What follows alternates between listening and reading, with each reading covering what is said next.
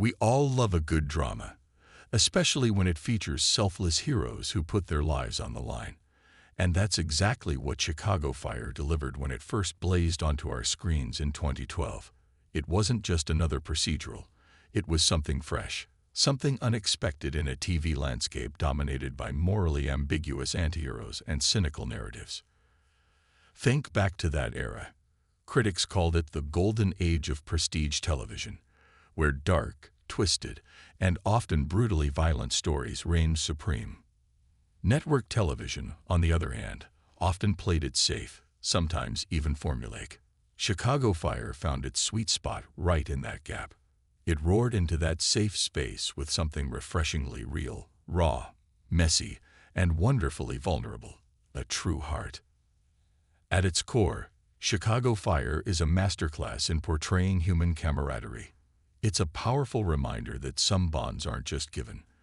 They're forged slowly, brewed through shared experiences, backbreaking work, the kind of trust that stares down life and death, and a loyalty that's truly time-tested. And true to its realistic portrayal, Chicago Fire never treated death lightly. When a character leaves us on this show, it doesn't just leave a gaping hole within the firehouse walls. It leaves one in the hearts of us, the loyal fans. The emotional weight of these moments lingers long after the credits roll, serving as a stark, poignant reminder that for a firefighter, there are times when coming home simply isn't an option. The loss that hit hardest, remembering Otis. Among all the profound losses on Chicago Fire, one death undeniably sent the most painful and impactful jolt through the fan base. The passing of Brian Otis Zvonsek. Otis was more than just a character. He was an integral part of the show's very fabric, the emotional glue that held Firehouse 51 together. He was that guy everyone could count on. Funny, incredibly loyal, undeniably brave, and effortlessly kind. What made Otis's death particularly special, in a heartbreaking way, was its symbolic narrative power. It served as a visceral reminder of the brutal reality of firefighting. No one is truly safe. At any moment, even the brightest and most beloved characters can be snatched away by the inferno. Let's dive into why Otis' departure was arguably the most impactful yet from the series. He was the everyman of Firehouse 51. Otis wasn't always at the center of every major storyline, yet he was always there for everyone.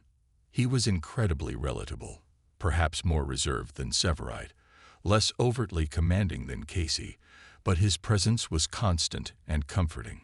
He brought a sense of lightness and levity to incredibly tense situations, always reminding the crew, and us viewers, why their job, despite its immense risks, was so profoundly important.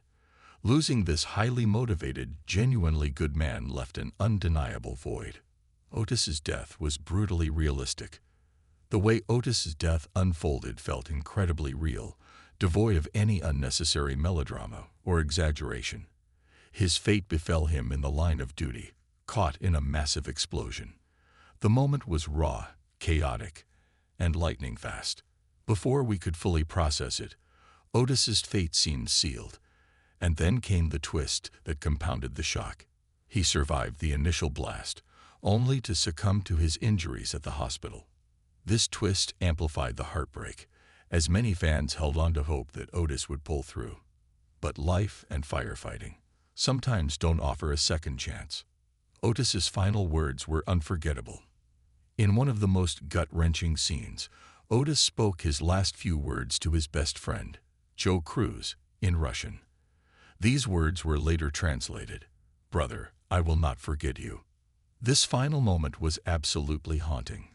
Cruz broke down, sobbing uncontrollably, as the tragic realization hit him. It was truly over. The intensity of that scene left fans utterly devastated.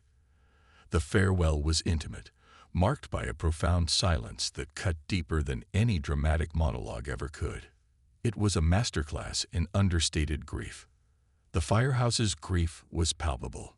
After Otis's death, the show wisely took its time. The subsequent episodes allowed us to breathe and process the immense loss we'd just experienced on screen. The beautiful mural painted in his honor, The quiet, pensive stares and the overall slowing down of scenes made the grief feel incredibly real and deeply personal. Otis's passing left a profound impact on every single person who knew him, which is precisely why his death resonated so powerfully with the audience. It marked a shift in the series' trajectory. Otis' death wasn't just a character exit. It marked a significant shift in the show's overall tonality. Chicago Fire became noticeably more mature, delving into darker and more serious subjects.